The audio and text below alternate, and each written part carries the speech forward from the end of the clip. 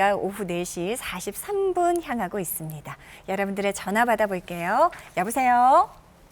예, 안녕하세요. 예, 어머니 안녕하세요. 네. 올해 나이가 어떻게 되셨습니까? 원래 60 하나입니다. 61세요. 어머니 아직 한창이신데 어떻게 불편하고 언제부터 네. 아프셨는지 원장님께 직접 설명 좀 해주십시오. 예. 네, 안녕하세요. 네, 안녕하세요. 네, 어디가 불편하실까요? 왼쪽 무릎이 지금 많이 아프거든요. 네. 그전에는 제가 조금씩은 아프긴 아파도 이 정도는 아니었는데, 네. 제가 11월 4일 날 앉았다가 일어나는데 제가 꼬부라졌거든요. 이게 너무 아파가지고. 아이고. 그리고 네. 나서 제가 조금 시간이 지나서 이제 차에 제가 탈 수 있었고, 그래가지고 제가 전문 병원에서 동네 병원에는 제가 한 2, 3주를 주사 맞고 약을 먹었는데도 효과가 없어가지고 네. 이제 종합병원에 가서 제가 한 달 약 먹었거든요. 네. 한 달 약을 먹고 나니까 언제 아팠나는 듯이 제가 너무 일상생활이 편안했는데 다시 이제 한 달 약을 먹고 났어요. 12월 27일부터 다시 아프기 시작했거든요. 아이고, 네. 예. 네네. 네. 그래서 이제 제가 처음에 갔을 때는 이제 이게 다리를 끌다시피 가니까 MRI 찍고 해서 무릎 인대가 찢어졌다고 말씀을 하셔서 네. 수술 권유를 제가 받았고요. 네. 네. 그러다가 이제 제가 수술 금방 하기가 좀 그럴 것 같다 해서 약을 먹어가지고 이제 한 달 먹어가 괜찮다가 요즘에 또 조금 이제 그때보다는 덜 아픈데 그래도 지금은 무릎이 좀 많이 아픈 편이에요. 네. 그래요. 그 환자분께 제가 여쭤볼 게 있는데 무릎이 네네. 아프신 거는 11월에 갑자기 생긴 증상 말고는 전혀 없었나요? 그전에는 괜찮으셨나요? 아니요, 그전에도 가끔씩 이래 계단 내려올 때는 네. 조금 이래 덜그덕 소리 같은 거는 났습니다. 아, 그러세요? 네네. 몇 가지를 고려해야 될 사항이 있긴 해요. 근데 네. 제가 환자분 MRI 검사를 하신 거나 아니면 진찰 소견을 보고 말씀드리는 게 아니기 때문에 좀 제한적일 수는 있는데 네네. 아마도 생각을 해보면 저희가 진료실에서 네. 많이 뵙는 환자분들 중에 한 종류 분이신데 무릎에는 테두리를 만들어주는 반월상 연골이라는 게 있습니다. 예. 그래서 인대 손상이라고 얘기를 들으셨겠지만 아마 반월상 연골 손상일 가능성이 많은데요. 네. 특히 이 반월상 연골, 그 무릎 테두리 만들어주는 연골 손상 중에 네. 안쪽 연골이 뒷부분이 찢어지는 경우에는 네. 보통 대표적인 경우가 갑자기 서 있다가 갑자기 움직이기 시작할 때나 네네. 아니면 버스를 올라갈 때 버스를 탑승할 때 첫 발을 디딜 때 갑자기 극심한 통증이 생기는 경우가 많아요. 예. 그래서 특징적으로 치료를 안 했을 때는 2, 3주가 지나면 이 증상은 없어지는 경우가 더 많습니다. 네네. 그런데 문제는 증상이 없어진다고 완치가 되거나 아니면은 해결된 게 아니라요. 네네. 반월상 연골이라는 구조가 원래 해야 되는 일이 걸어 다닐 때 충격을 흡수해주는 역할을 하는데 네. 그 충격을 흡수해주는 역할을 못하게 되기 때문에 관절이 망가지는 시초가 돼요. 예. 그래서 증상이 좋아졌다고 치료를 안 하시는 게 아니라 네. 반월상 연골 후각부 파열이라고 얘기하는 부분은 꼭 치료를 하시는 게 관절염 예방에는 더 도움이 됩니다.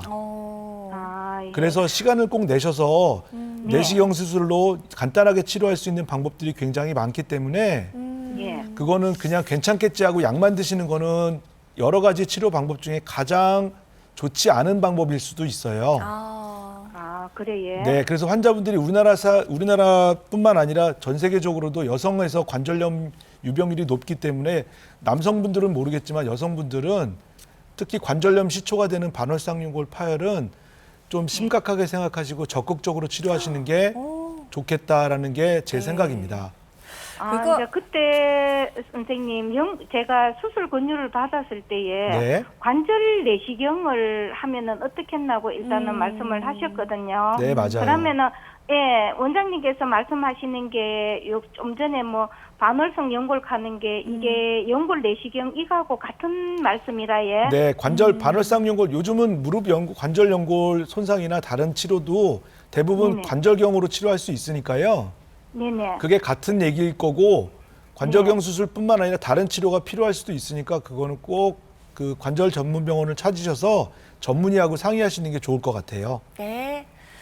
오늘 새로운 사실을 또 알았습니다, 원장님. 네. 2, 3주 후에 또 괜찮아지는 경우들이 있군요. 네, 특징적으로 2주, 3주 예. 정도 지나면 증상이 싹 없어져서 아, 내가 낫구나 하는 생각을 낫구나. 하시는데 예. 그게 아니죠. 네. 오히려 방치가 되고 나도 모르는 사이에 병을 더 키울 수도 있다는 사실 명심해야겠습니다.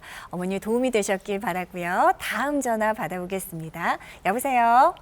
네, 안녕하세요. 예, 어머니 안녕하세요. 네, 올해 나이가 2023 어떻게 되셨습니까? 네, 75세 조인영이라고 합니다. 네, 75세 어머니. 네. 어떻게 불편하신지 설명 좀 해주세요. 네, 3년 전에 여기 동네 병원에서 인공 수술을 했는데요. 오른쪽 다리 무릎의 반쪽이요. 칼로 찢는 것 같이 아파서 큰 병원에 갔더니 무릎의 슬개골이 이상적으로 좀 커졌다고 해요. 그래서 수술은 잘 되었다고 하는데 얼마 있다가 이런 일이 있어서 지금 난감합니다. 선생님은 의견은 어떠신지요? 네, 어머니 안녕하세요.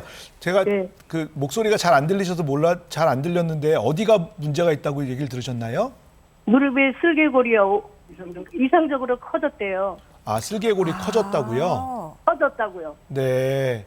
그 인공관절 수술을 받으셨다는 얘기를 들었는데요. 네네. 인공관절 수술하실 때 슬개골 치환술도 같이 했을까요? 아니면 슬개골은 수술을 안 했을까요?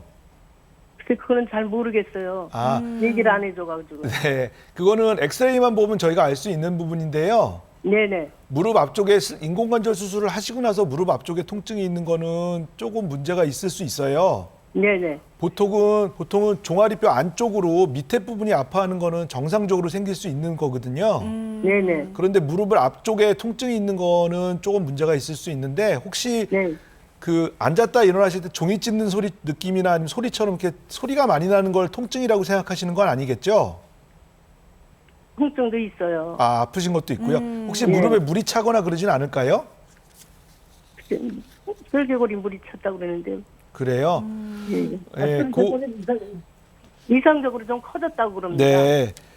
인공관절 치환술을 하면서 저희가 윗뼈, 아랫뼈를 인공관절로 바꾸고 슬개골은 요즘 또 안 바꾸는 게 추세인데 네네. 만약에 그렇게 슬개골이 비정상적으로 만약에 커져 있다 그러면 예, 예. 앞쪽 부분도 인공관절 치환술로 바꿔서 간단하게 네. 치료할 수 있는 방법도 있습니다. 네네. 그러니까 환자분 걱정하지 마시고 예, 예. 관절 전문 병원에 꼭 진료를 받아보시고 전문의하고 상의를 해보시는 게 좋을 것 같아요. 예, 예. 네. 병원에서는 근데 수술을 권하지 않았는데요. 네. 왜냐면 잘 될 수도 있고 잘할 거는 쉬운데 걸을 수도 있고 못 걸을 수 있다고 50% 하고 그러네요. 그렇게 말씀하셨어요. 그래서 너무 그래. 겁이 나가지고요. 네네네. 선생님한테 문의를 하시는 겁니다. 네. 그 전문의의 소견을 듣는 거는 한 군데서 그 한 얘기를 들으시고 그걸 맹신하거나 그러진 마시고요. 예, 예. 여러 선생님들의 의견을 들어보시고 어떤 선생님들이 예. 서로 생각이 다를 수 있으니까요. 예, 예. 관절 전문 병원에서 꼭 전문의와 상의를 다시 한번 받아보시는 게 좋을 것 같고요. 네. 예. 자료가 있으시다면 꼭 자료를 지참하셔서 진료를 보시는 게 좋을 것 같아요. 네. 자, 어머니 참 걷지 못할 수도 있다. 네. 이런 이야기를 저도- 들으니까 얼마나 가슴이 철렁하고 걱정하셨겠어요. 네, 저 같아도 많이 놀랄 것 같아요. 예, 원장님 말씀하신 대로 같은 전문 선생님들끼리도 경험 임상에 따라서 의견이 달라지실 수 있습니다. 최근에 검사하신 자료가 있다면 잘 챙기셔서 인근의 다른 또 병원 전문의 선생님 한번 찾아보시고 상담 나눠보시는 걸 추천드리겠습니다.